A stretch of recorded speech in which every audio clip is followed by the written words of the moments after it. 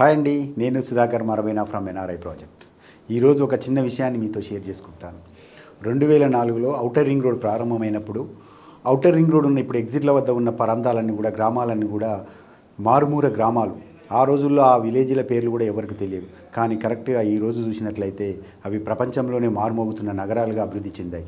దానికి గల కారణం ఔటర్ రింగ్ రోడ్ ఎగ్జిట్ల దగ్గర వస్తున్నటువంటి ఇన్ఫ్రాస్ట్రక్చర్, కంపెనీలు, హైరైజ్ అపార్ట్మెంట్లు. 2004లో ఇన్వెస్ట్మెంట్ చేయడానికి ఆ గ్రామాలలో ఏముంది అని చెప్పిన వారే ఈరోజు బాధపడుతున్నారు. అలాంటి అద్భుతమైన నగరం మరొకటి హైదరాబాద్ పరిసర ప్రాంతాల్లో రాబోతుంది.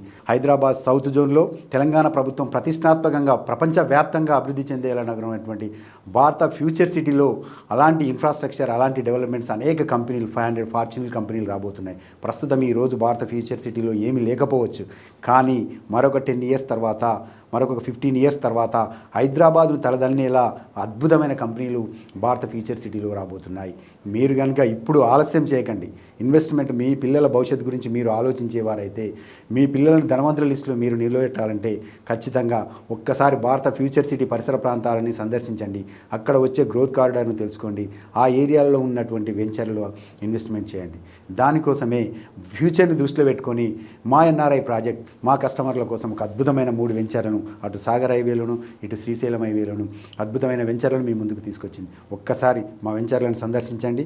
ఆ తర్వాత నిర్ణయం మీరే తీసుకోండి. Thank you so much.